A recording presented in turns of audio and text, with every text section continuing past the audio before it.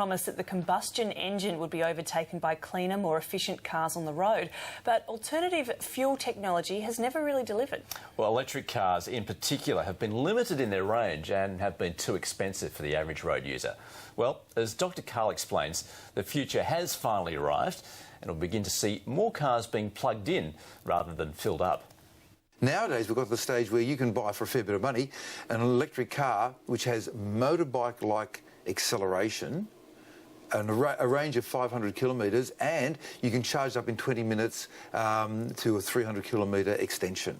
So that's where we are now. But it all comes down to battery technology. Yeah. Have we made significant advances even in the past few years, where to the point where there are now production cars available where you don't need any sort of hybrid technology, you simply plug it in and off you go. Both battery technology and power management, both. So looking at your crappy old lead-acid battery, 500 kilograms of lead-acid batteries carries the same energy as 5 kilograms of petrol. You move up from the lead-acid ones, which start your car, to the alkalines, the nickel, metal, cadmium ones, and then the lithiums seem to be the go at the moment. Which are lighter. That's the sort of battery you have in your computer, for instance. And they're lighter, but they're limited with their discharge cycles, and we're getting to the stage now where we're extending their discharge cycles up to thousands, not just hundreds, but thousands, and we haven't been spending a lot of time and money on battery technology, and now that we have, we're making great advances. So, it's the, as you say, it's the advances in battery technology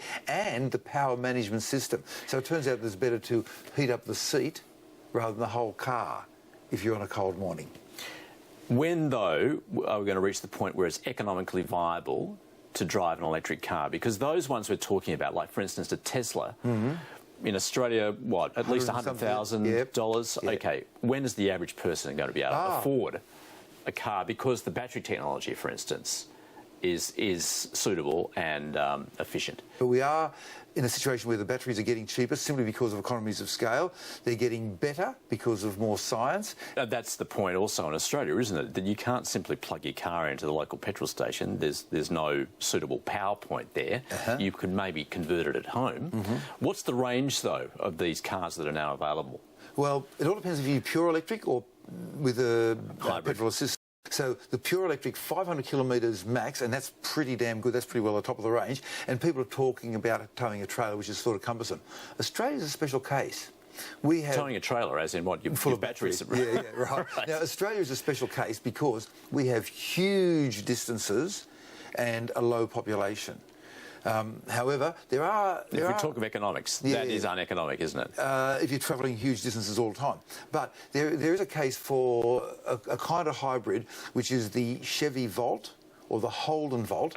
And I have a friend who bought a Chevy Volt, and it runs on batteries, and you can top it up, you know, get a bit of extra range with petrol. He filled up with petrol once. In a year and a bit, he's used 20 litres out of that 40 litres, and there's still 20 litres sloshing around in the tank. A normal drive, 60 kilometres a day, $1 a night to charge up, and every day he or his wife will drive that 60 kilometres and never touch the petrol. And the engine itself starts up every couple of months just to run another few mils to keep everything going. So that's another alternative. There's your advertisement right there. Whatever happened to hydrogen technology? Because that was seen as the future, really, for car battery technology. Well, we can go into hydrogen technology. The trouble is storing it. Method number one, turn it into a liquid. Very low temperatures, very high pressures, messy. Method number two... And it takes a lot of energy to do it. Takes a lot of energy to do it. But if you're getting your energy for free from the sun, it doesn't matter. And method number two, store it inside the spaces inside metal. So metal, you've got all these atoms, and many of them have got little spaces where you can just shove in hydrogen atoms.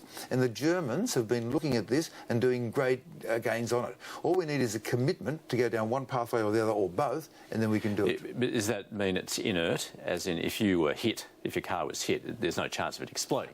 It'll explode. It could explode in the same way that petrol can explode in a car, because you are carrying this highly explosive stuff called petrol. Yeah, but if it's surrounding you in the chassis, for instance, in the body of the car. Well, that all depends what it is. I've driven a German Mercedes-Benz hydrogen car. It cost $1.5 million because of the economies of scale. They built 100 of them at $150 million, and the total weight of fuel was 1.5 kilograms.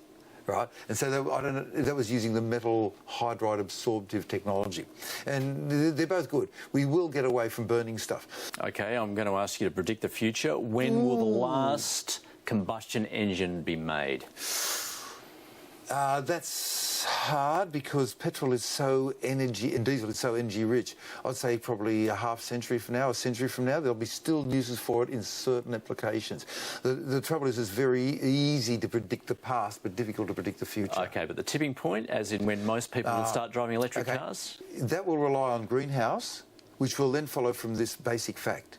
We humans are really good at dealing with emergencies, really lousy at dealing with what's important.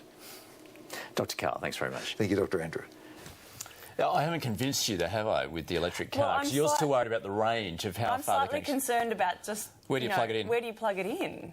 Well, And in Australia, 500 k's, I know it's, a long way in the city, but it's not that far in the country. Well, you stop outside on someone's house with an extension cord. But Do you mind? It's not just a plug, is it? No, it's more than that. It's like, But it'll happen. All right, it'll happen.